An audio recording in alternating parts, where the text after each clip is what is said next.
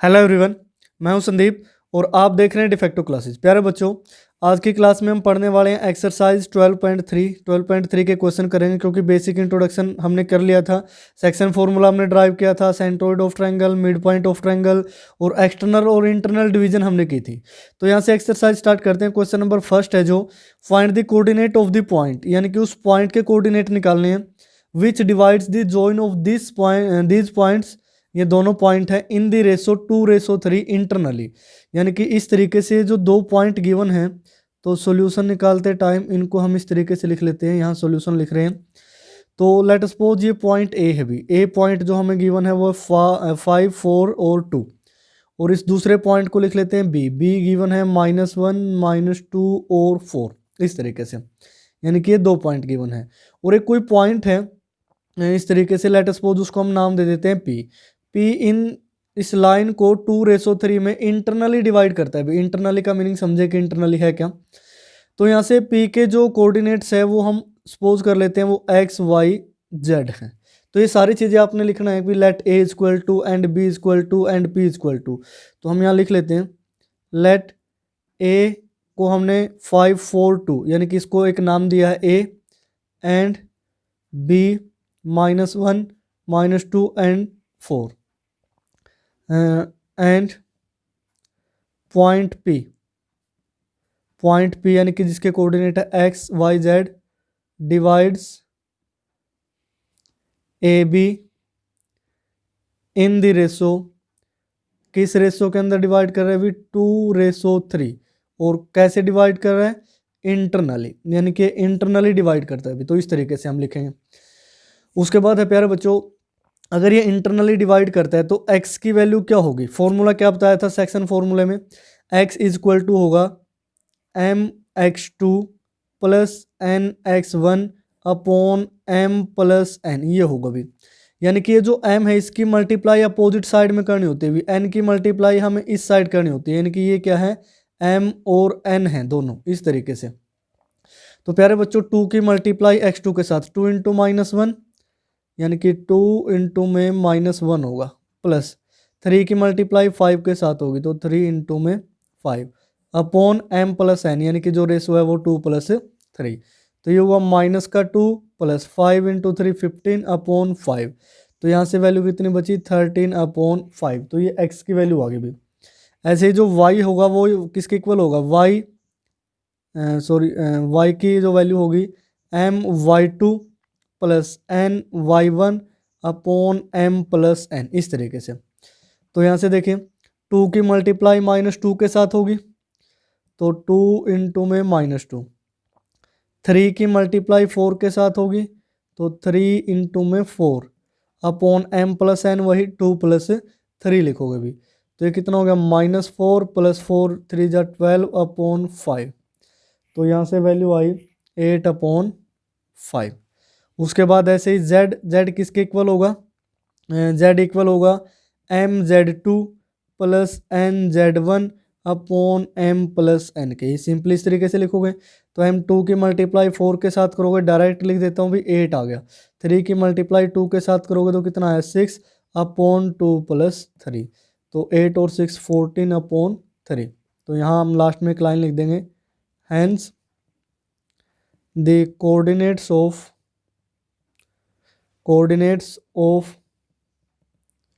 Point P के coordinate x Y z, यानी कि 13 अपॉन 5, 8 अपॉन 5, 14 अपॉन 5 आएगा भी, यहाँ 3 लिख दिया था, तो 14 अपॉन 5।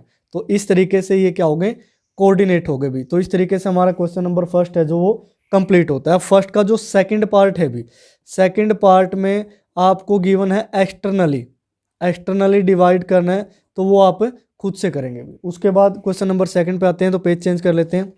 ये है आपका question number second. Question number second की स्टेटमेंट आपको दिखाई दे रही है, find the coordinate of the point which divide 2, -3, 1, 3, 4, 5 internally and externally in the ratio. ठीक है, तो हम इसको भी सपोज कर लेते हैं। लेट ए पॉइंट है, इसको ए को नाम दिया 2, -3, 1, इसको ए नाम दिया है, एंड बी है 3, 4, 5।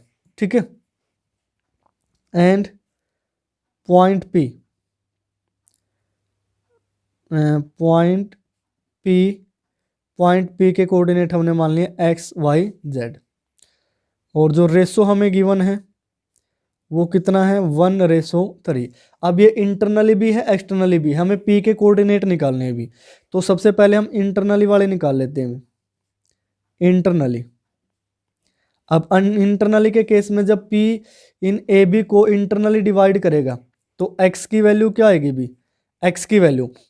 अब यहाँ से देखिए इंटरनली अगर डिवाइड कर रहा है तो आप उसको इस तरीके से ले सकते हैं, यानी कि ये a हो गया, a की वैल्यू है 2 - 3 1, यहाँ पे इस b को ले सकते हैं 3 4 5, और रेशो है 1:3। ये पॉइंट P मान लेते हैं जो x y z है। तो यहाँ से x की वैल्यू होगी mx2 + nx1 upon m + nb। ये फॉर्मूला बार बार नहीं लिखेंगे, एक बार होगा। तो यहाँ से m की मल्टीप्लाई यहाँ अपोजिट के साथ, n की मल्टीप्लाई यहाँ अपोजिट के साथ, इस तरीके से। तो यहाँ से देखिए 1 × 3 यानी कि ये 3 आया, 3 × 2 ये आया 6 अपॉन m + n यानी कि 1 + 3 यानी कि 3 6 9 अपॉन क्या होगा 4 होगा अभी ये इंटरनली के केस में। अब उसके बाद ऐसे ही y की वैल्यू निकालेंगे my2 यानी कि 1 की मल्टीप्लाई 4 के साथ, तो 1 × 4 प्लस 3 की मल्टीप्लाई -3 के साथ, तो 3 × -3 अपॉन 1 + 3 m + n हो गया ना। तो यहाँ से हुआ 4 और माइनस का 9 अपॉन 4, तो -5 अपॉन 4 हो गया अभी, ये y की वैल्यू आई। अब z की वैल्यू आएगी तो mz2 यानी कि 1 × 5, तो 1 × 5 लिखेंगे यहाँ। उसके बाद nz1, तो यहाँ से वैल्यू आएगी 3 × 1, तो +3 × 1 होगा अभी अपॉन 1 + 3 एज इट इज़, तो 5 और +3 अपॉन 3 और 1 4 यानी कि 8/4। तो यहाँ से वैल्यू आई 2। तो so the coordinates of point P क्या आएंगे भी, x की वैल्यू 9/4, y की वैल्यू -5/4 और z की वैल्यू 2। ये कब था, जब वो इंटरनली डिवाइड कर रहा था। अब ऐसा ही केस अगर हम एक्सटर्नली के केस में लेते हैं भी, एक्सटर्नली डिवाइड करेगा तो हम फॉर्मूले कौन से यूज़ करेंगे भी, तो सेम वही है, बस माइनस का साइन चेंज जो साइन है वो चेंज हो जाएगा, पॉजिटिव की जगह नेगेटिव, यानी कि mx2 - nx1 upon m - n हो जाएगा भी। तो mx2 यानी कि यही 1 की मल्टीप्लाई 3 के साथ की तो 3 माइनस में, 3 की मल्टीप्लाई 2 के साथ करोगे तो क्या आएगा 6 अपॉन 1 - 3, 3 - 6 करोगे तो -3, और ये -2 माइनस से माइनस कैंसिल, तो वैल्यू क्या आई 3/2 आई भी। उसके बाद ऐसे ही y की वैल्यू निकालोगे 1 × 4, 4 - 3 × -3 यानी कि माइनस का क्या हो गया 9, तो -9 करोगे तो यहाँ हो जाएगा +9 अपॉन 1 - 3, तो 13 अपॉन -2 यानी कि -13/2 भी लिखा जा सकता है इसको।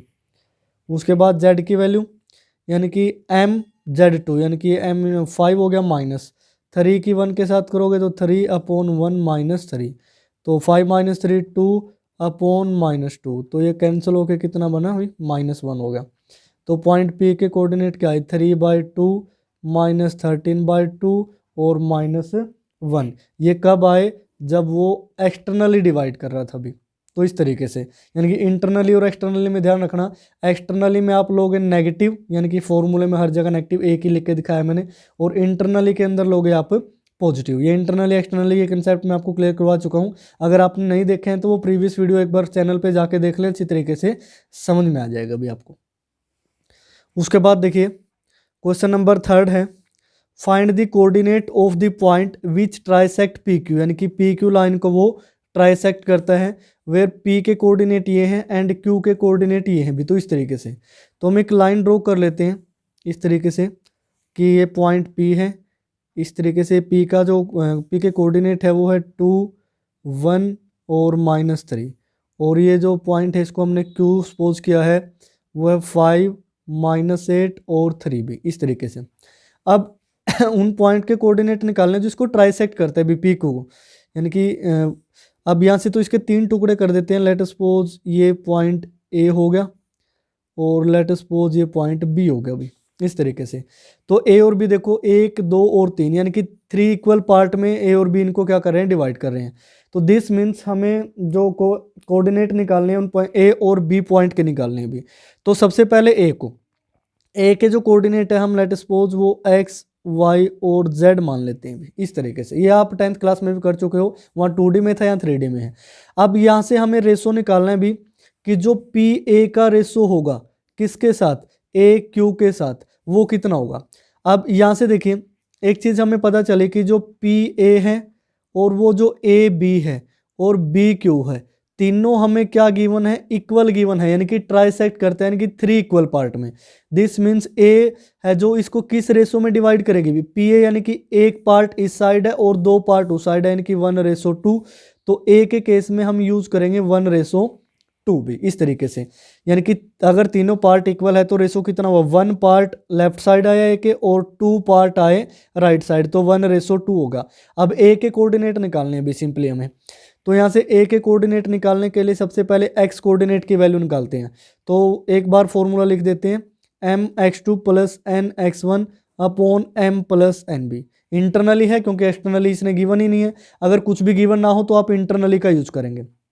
तो यहाँ से देखिए mx2 यानी कि इस 1 की मल्टीप्लाई होगी यहाँ पे और 2 की मल्टीप्लाई होगी इस साइड, यानी कि अपोजिट साइड चलते हैं अभी। तो 1 की मल्टीप्लाई 5 के साथ करोगे तो 5 आया अभी, 2 की मल्टीप्लाई 2 के साथ करोगे तो ये आया 4 अपॉन m + n, यानी कि 1 + 2। 5 और 4 9 और 2 और 1 हो गया 3, तो 3 3 जा 9, तो ये आई 3 वैल्यू। उसके बाद ऐसे ही y की वैल्यू निकालेंगे my2, यानी कि 1 की मल्टीप्लाई -8 के साथ करोगे तो 1 × -8 प्लस 2 की मल्टीप्लाई 1 के साथ करोगे तो 2 × 1 अपॉन m + n, यानी कि 1 + 2। तो -8 और +2, -8 और +2 अपॉन 3। तो यहाँ से हुआ -6 अपॉन 3, 3 2 जा 6, यानी कि -2 आया अभी। z की वैल्यू निकालते हैं, z = mz2, यानी कि 1 × में कितना जाएगा 3, तो 1 × 3 प्लस 2 की मल्टीप्लाई -3 के साथ होगी भी अपॉन m + n, यानी कि 1 + 2। तो ये कितना हुआ 3 और 2 3 जा -6 अपॉन 3, यानी कि -3 अपॉन 3 कैंसिल करोगे तो कितना आया -1। तो सो द कोऑर्डिनेट्स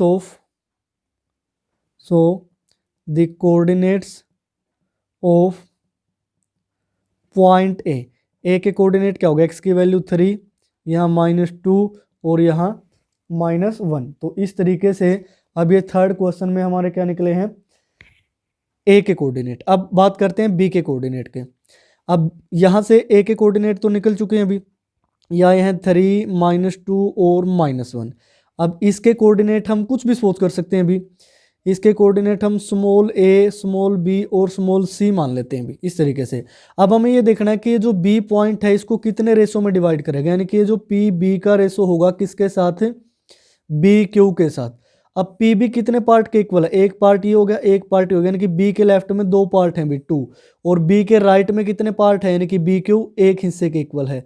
तो जब b की बात होगी तो हम कौन सा रेशो यूज करेंगे, 2:1 यूज करेंगे भी।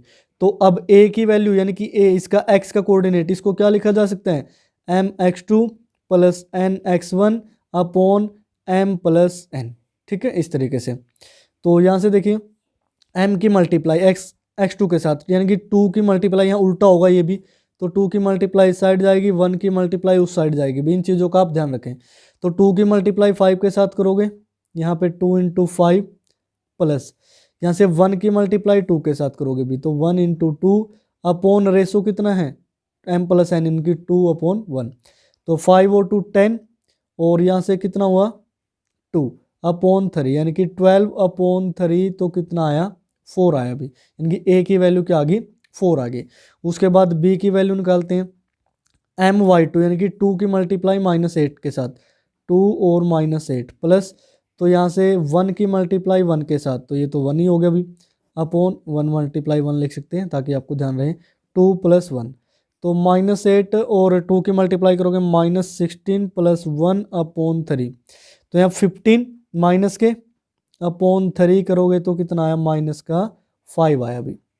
उसके बाद C की वैल्यू निकालेंगे MZ2 यानी कि 2 की मल्टीप्लाई 3 के साथ, तो 2 × में 3 और 1 की मल्टीप्लाई -3 के साथ, तो +1 की मल्टीप्लाई -3 के साथ। अपोन में कितना आएगा 2 + 1 2 × 3 6 और यहाँ से -3/3 6 - 3 3/3 कैंसिल करोगे 1।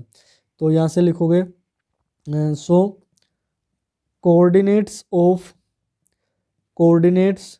ऑफ पॉइंट बी के कोऑर्डिनेट x की वैल्यू है 4 और यहाँ से सॉरी ABC माने थे ना, तो B की वैल्यू है -5 और ये आया है 1 भाई।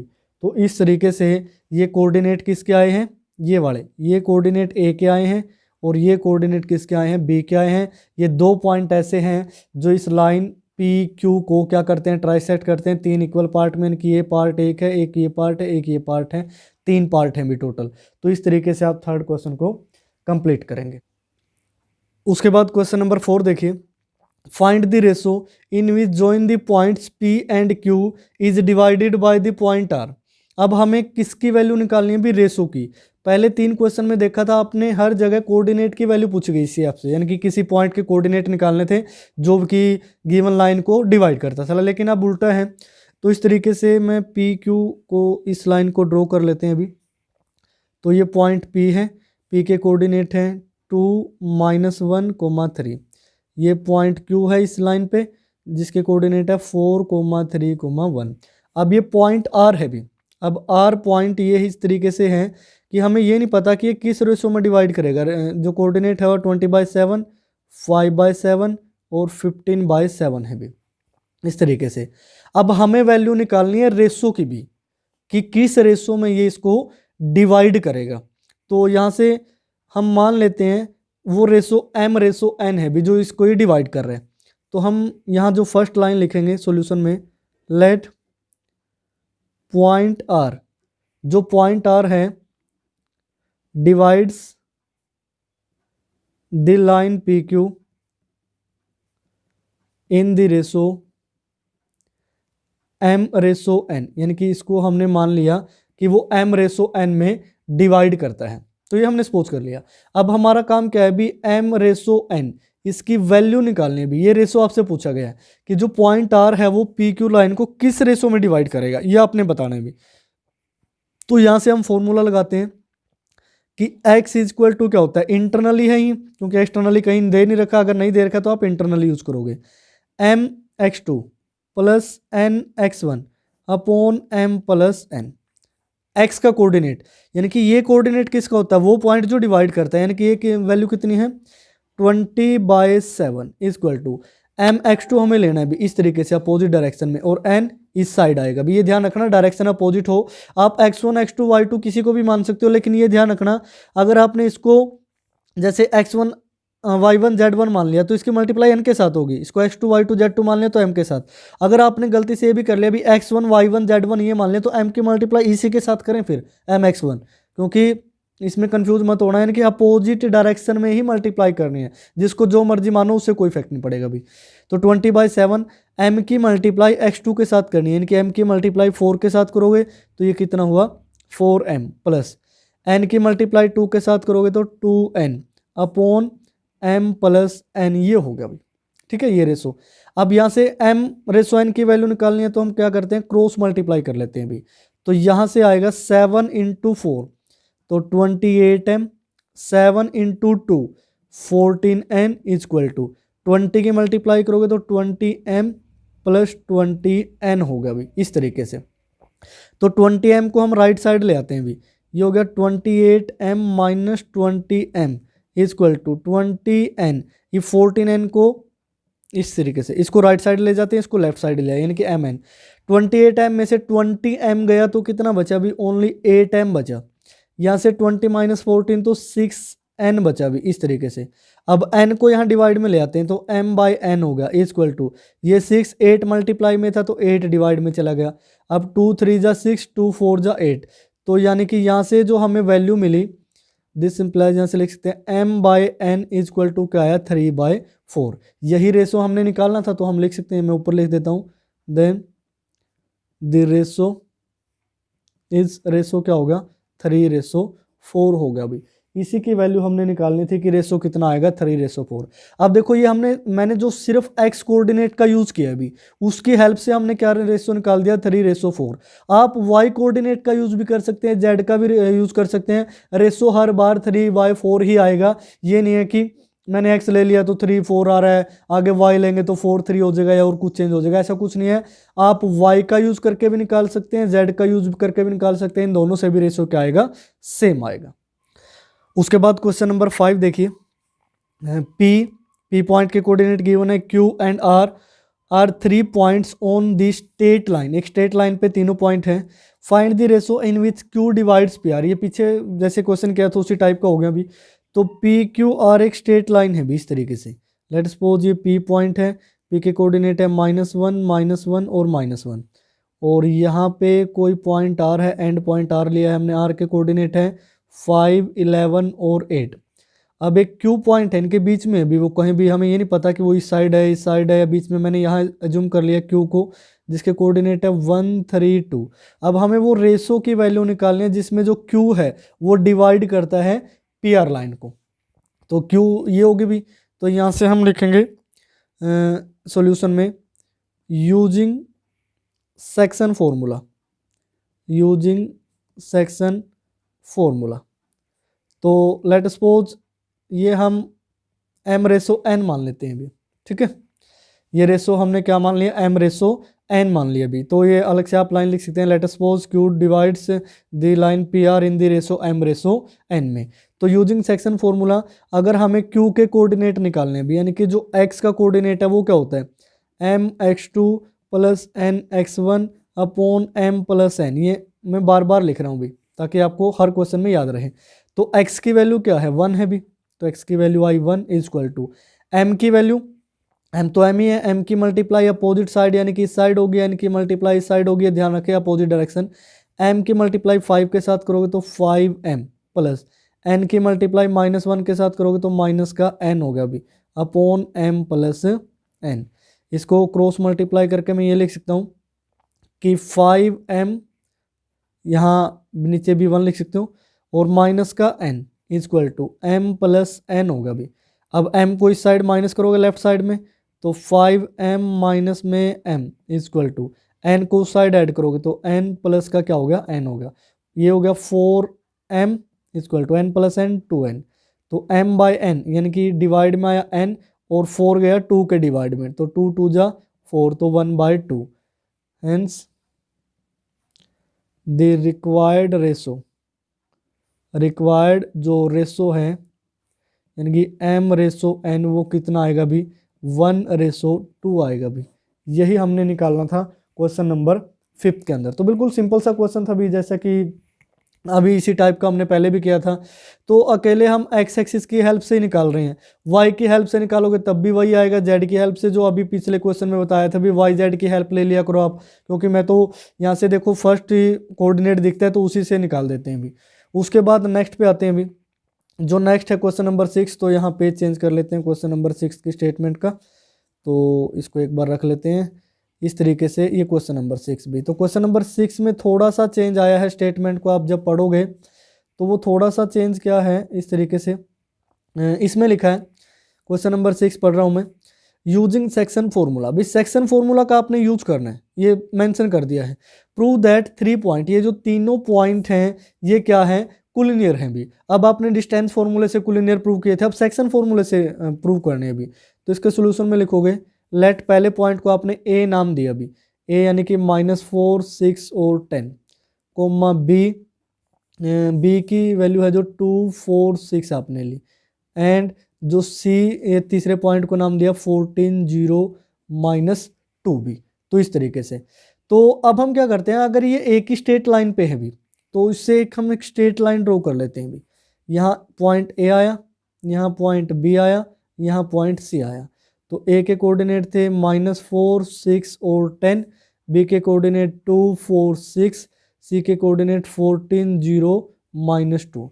अब हमें ये नहीं पता कि b इसको किस रेशो में डिवाइड कर रहा है, और अब ये भी जरूरी नहीं है कि a यहाँ है, b यहाँ है, c ऐसे अल्फ़ाबेटिकल ऑर्डर में ही लिखे हो सकता है कि c यहाँ पे हो, b बाद में हो सकता है c आगे हो, a यहाँ हो, b यहाँ हो, यानी कि हमें कुछ भी नहीं पता अभी इस लाइन के बारे में, सिर्फ हमने लिखे हैं। हम सपोज कर लेते हैं कि जो b है इस लाइन को m/n में डिवाइड करता है, तो यहाँ हम लिखेंगे let us suppose b divides the line AC in the ratio। अब यहाँ से m/n मान लो या फिर k/1 मान लो, कुछ भी इससे कोई इफेक्ट नहीं पड़ेगा, तो m/n मान लिया अभी, ठीक है, कि m/n में हमें डिवाइड करता है।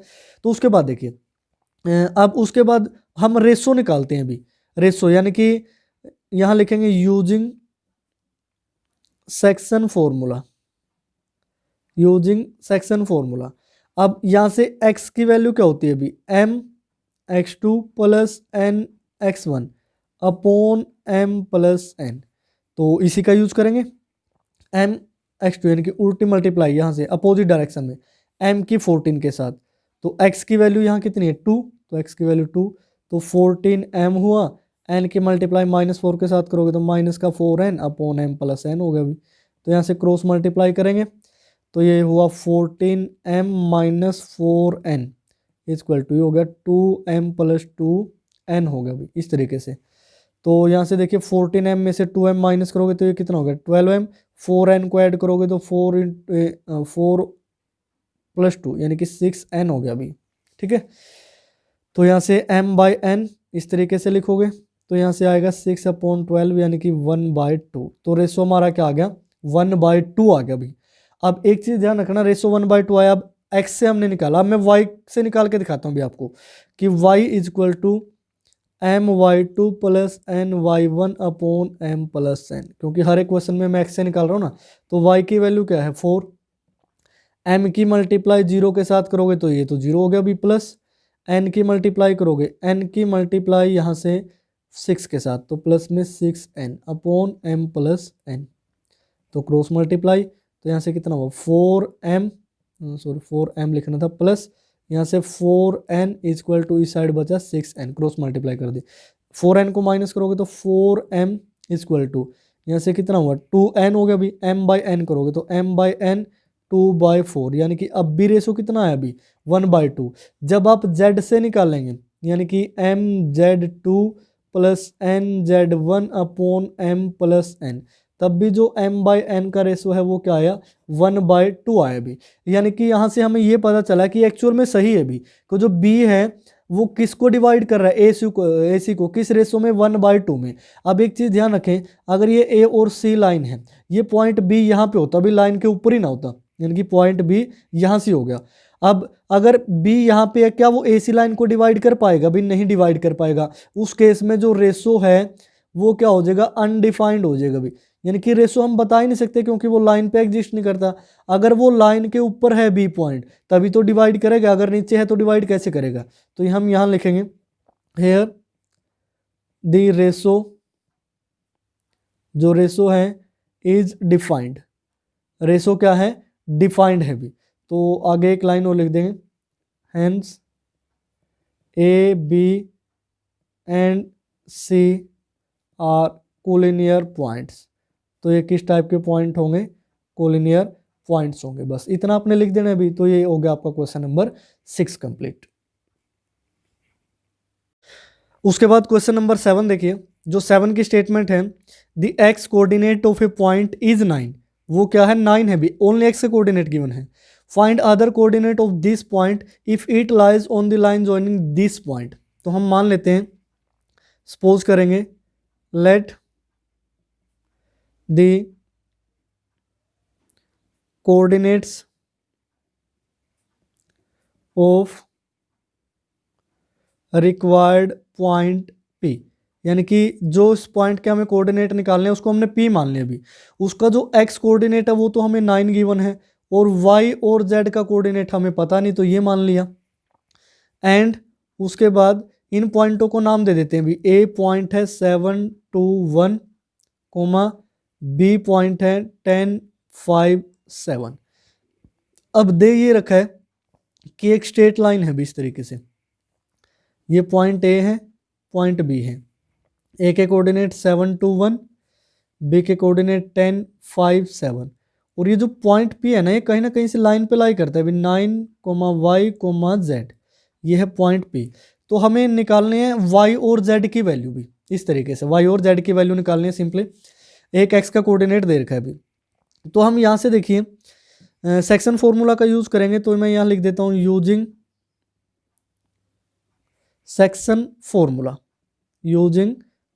फॉर्मूला, अब यहाँ से देखिए x का कोऑर्डिनेट गिवन है तो मैं x का यूज करूंगा, x m x2 plus n x1 upon m plus n, यानी कि m n की वैल्यू निकालनी पड़ेगी भी पहले। तो हम इसको सपोज कर लेते हैं कि ये जो p है इसको m रेसो n में डिवाइड कर रहा है लाइन ए बी को, तो इसको आपने सपोज कर लेना अभी। लेट, मैं यहाँ लिख देता हूँ ताकि ध्यान रहे, एक लाइन और लिखनी है आपने, let the point P divides the line A B in the ratio m ratio n में भी। तो यहाँ से m x2 plus n x1 upon m plus n होगा।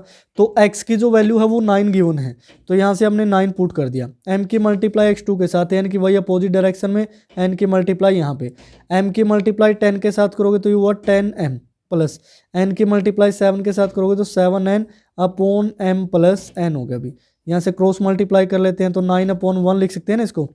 तो यहाँ से कितना आया 10m plus 7n is equal to 9 से मल्टीप्लाई करोगे 9m प्लस 9n हो गया। अभी ये इस तरीके से 9m को लेफ्ट साइड में माइनस करोगे 10 माइनस 9 ओनली m बचा is equal to 9 minus 7n, तो ये हो गया 2n भी।